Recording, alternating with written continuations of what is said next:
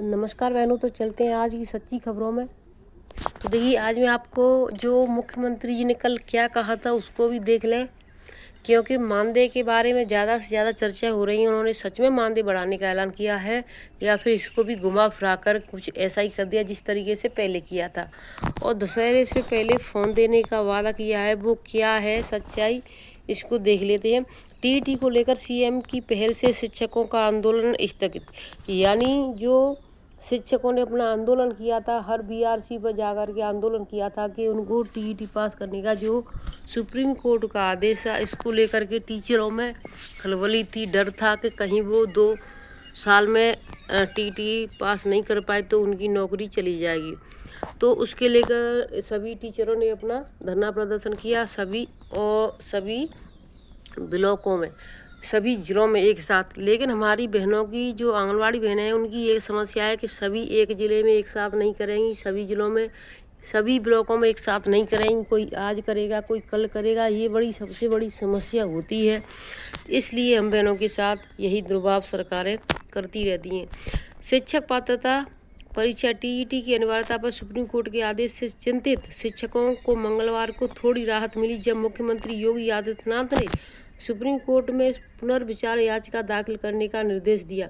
यानी कोर्ट को आदेश दे दिया मुख्यमंत्री जी ने खुद, इस पर फिर से विचार कर लो, कहीं ये गलती ना हो जाए, क्योंकि सभी टीचर एक साथ बैठ जाएंगे तो बच्चों को कौन पढ़ाएगा। अब शिक्षकों ने टीईटी के विरोध में अपना आंदोलन स्थगित कर दिया। वैसे शिक्षा मंत्री संदीप सिंह ने बताया कि विभाग को कोर्ट में रिव्यू पिटीशन दाखिल करने के निर्देश दिए जा चुके हैं। वहीं मुख्यमंत्री की इस पहल के बाद शिक्षक संगठनों ने कहा है कि अब किसी भी तरह का धरना प्रदर्शन नहीं होगा और शिक्षक शिक्षण कार्य पर ध्यान देंगे। उत्तर प्रदेश बीटीसी शिक्षक संघ के अध्यक्ष अनिल यादव ने कहा कि मुख्यमंत्री के निर्णय से अब शिक्षकों को भरोसा है कि उनकी सेवाएं सुरक्षित रहेंगी। तो मुख्यमंत्री जी ने जब कह दिया तब उनको भरोसा हुआ। इसी के साथ मैं आपको बताना चाहूँगी, शिक्षा मित्रों और अनुदेशकों का मानदेय बहुत अच्छी तरीके से बढ़ रहा है और उनका आदेश जा चुका। तो ये देखिए, कल भेजा गया था हमारे पास। शिक्षा मित्रों का मानदेय 25,000 रुपये प्रति माह होगा। वहीं अनुदेशकों का मानदेय 22,000 प्रति माह होगा। कैबिनेट में प्रस्ताव भेजा जा चुका है। बीजेपी प्रवक्ता पल्लवी सिंह, शीघ्र हो सकती है घोषणा। तो बहुत जल्दी दशहरे से पहले हो सकती है इसकी भी घोषणा की। यानी शिक्षा मित्रों का 25,000 और अनुदेशकों का 22,000। तो ये सबसे बड़ी राहत है। लेकिन आंगनवाड़ी बहनों के लिए क्या है, उसको आप देख लें सभी बहनें। तो देखिए, सबसे बड़ी समस्या हम बहनों के साथ ये है कि देखिए, यहाँ पर आपको दिखाई दे रहा है कि यानी 4,500 रखते मानदेय के, और ये भी मानदेय के 1,500। उसके बाद पीएलआई देखिए यहाँ पर 500 है और 1,000 है, और फिर यहाँ पर देखिए 500 है। लेकिन सबकी एक जैसी नहीं आई है। सबसे बड़ी समस्या एक और मैं आपको बता दूं, जितने ये मैसेज आए हैं उतना खाते में पैसा नहीं आया, क्योंकि 1-2 बहनें नहीं, हमारी कई बहनों ने ये जानकारी की और अपना खाते में जाकर के चेक किया। तो यहाँ पर भी देखिए, इनका भी 4,500, 1,500 और पीएलआई का 500 और 1,000 इनका यानी उनसे कम है। तो देखिए, 500 और 1,000 जो आया है उनसे कम है। उनका देखिए सबसे ज़्यादा मैं आपको बता रहा हूँ ये कितने हो रहे हैं, 7,500 रुपये। 7,500 रुपये का मैसेज आया है, लेकिन खाते में 7,000 रुपये आए हैं। अब बताइए, जब मैसेज इतने का आ रहा है तो खाते में 7,000 कैसे आए, 500 रुपये कहाँ चले गए? इसकी कोई जानकारी क्यों नहीं कर पाता है कि खाते में, यानी जो मैसेज आता है वो अलग आता है, खाते में पैसे आते हैं वो अलग आते हैं। देखिए, ब्लॉक जगनेर में भी 4,500, 1,500 यानी 6,000, और पीएलआई 1 साल से नहीं आ रही है। तो देखिए, इस तरीके से यहाँ पर बहनों के मैसेज आ रहे हैं। मेरे भी साथ आए हैं मैसेज, 7,500 का आया है, यानी इन बहन के भी 7,500 का मैसेज आया है और खाते में 7,000 रुपये आए हैं। तो देखिए, यहाँ पर ये हो रहा है, ये लखीमपुर खीरी अभी 4,500 रुपये आए हैं, यानी लखीमपुर खीरी में अभी पीएलआई का और उसका कोई पैसा नहीं आया है।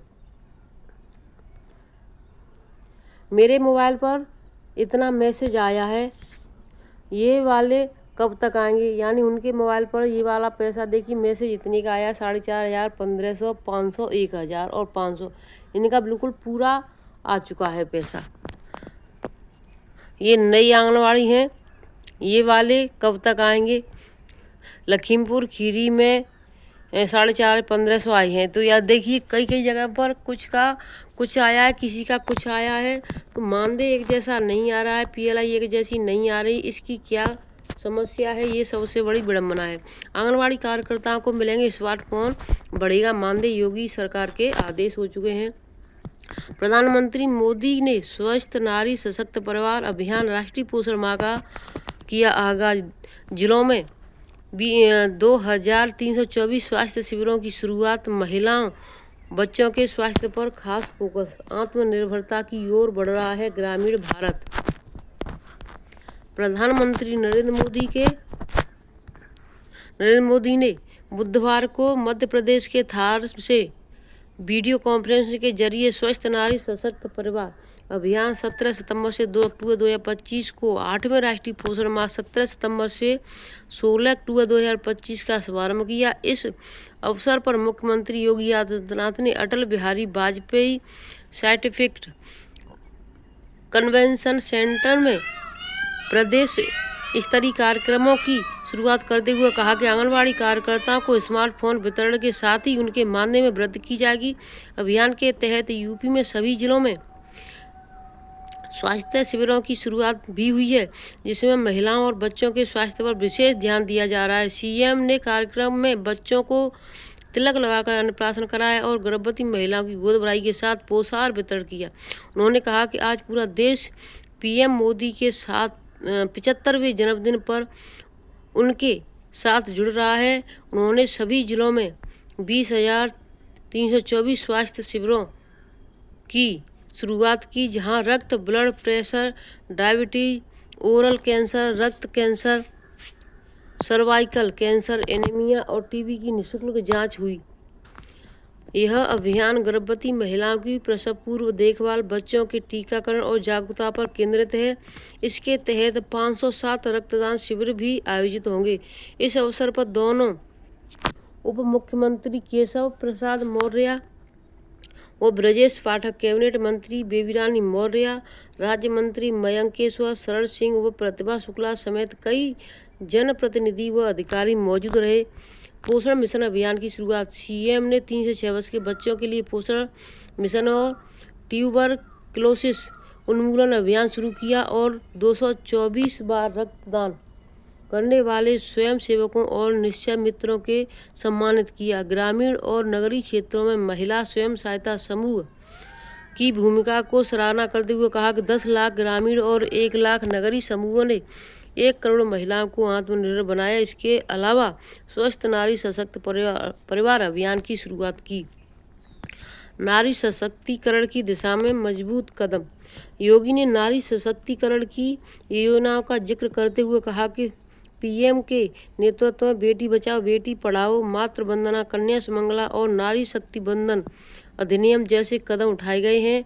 8 वर्षों में यूपी सरकार ने बेटी की निःशुल्क शिक्षा और कन्या सुमंगला योजना के तहत 25,000 रुपये की पैकेज दिया, जबकि सामूहिक विवाह योजना में हर बेटी की शादी के लिए 1 लाख रुपये की सहायता दी गई। 8 वर्षों में 41 नए मेडिकल कॉलेज बने, जिसमें अमेठी का हालिया उद्घाटन शामिल है, जो 70 साल में पहली बार हुआ। शिशु मृत्यु दर 45 से 37 और मातृ मृत्यु दर 141 पर आ गई है। तो देखिए इसमें इजाफा तो हुआ है, यानी जो पहले बच्चे ज़्यादा ख़त्म होते थे वो अब कम हुए हैं। अब इसमें और आगे क्या है देखिए, अभी लास्ट तक बनी रहे बहनों वीडियो में। आत्मनिर्भरता की ओर बढ़ रहा है ग्रामीण। लखनऊ मुख्यमंत्री योगी आदित्यनाथ ने बुधवार को इंदिरा गांधी प्रतिष्ठान में विश्वकर्मा एक्सपो 2025 समारोह में महात्मा गांधी के ग्राम स्वराज के विचार को याद करते हुए कहा कि पहले गांव आत्मनिर्भर हुआ करते थे, वहां के कारीगर व शिल्पकार ही सामाजिक और आर्थिक व्यवस्था को मजबूती देते थे। उन्होंने कहा कि आज हमारे कारीगरों के पास सब कुछ है। आज क्रिकेट और फुटबॉल दुनिया में खेला जाता है, मगर इसकी सामग्री मेरठ में तैयार होती है। 111 वरिष्ठ कनिष्ठ सहायकों को दिए नियुक्ति पत्र। सीएम ने प्रदेश के 111 कनिष्ठ सहायकों को नियुक्ति पत्र भी प्रदान किए गए। मुख्यमंत्री ने मंच से 11 अभ्यर्थियों को स्वयं नियुक्ति पत्र सौंपा। उन्होंने बताया कि 3 दिन विश्वकर्मा एक्सपो के बाद 25 से 29 सितंबर तक यूपी इंटरनेशनल ट्रेड शो का आयोजन होगा। कार्यक्रम में कैबिनेट मंत्री राकेश सचान, पूर्व एमएलसी मोहसिन सजा, अपर मुख्य सचिव एमएसएमई आलोक कुमार, सचिव प्रांजल यादव आदि प्रमुख रूप से मौजूद थे। अब मैं और जो जानकारी उनके पास ले चलती हूँ, लास्ट तक बहनों बनी रहें कि देखिए मुख्यमंत्री ने क्या कहा। सब कुछ कहा, लेकिन आंगनबाड़ियों के मानदेय के बारे में कहा, लेकिन इसकी जो वीडियो है उसको आप ध्यान से अवश्य सुने। स्वस्थ नारी सशक्त परिवार अभियान का शुभारंभ हो चुका है। सेवा ही संकल्प राष्ट्र प्रथम की प्रेरणा 75 वर्ष हो चुकी हैं। मोदी जी के जन्मदिन 75वां था। स्वस्थ नारी सशक्त परिवार अभियान 17 सितंबर से 2 अक्टूबर। 8वां राष्ट्रीय पोषण माह 17 सितंबर से 16 अक्टूबर। तो यानी 2 अभियान एक साथ हैं। देखिए यहाँ पर सशक्त नारी स्वस्थ परिवार, जो सशक्त परिवार है वो 2 अक्टूबर तक चलेगा, और 8वां राष्ट्रीय पोषण माह है वो चलेगा 16 अक्टूबर तक।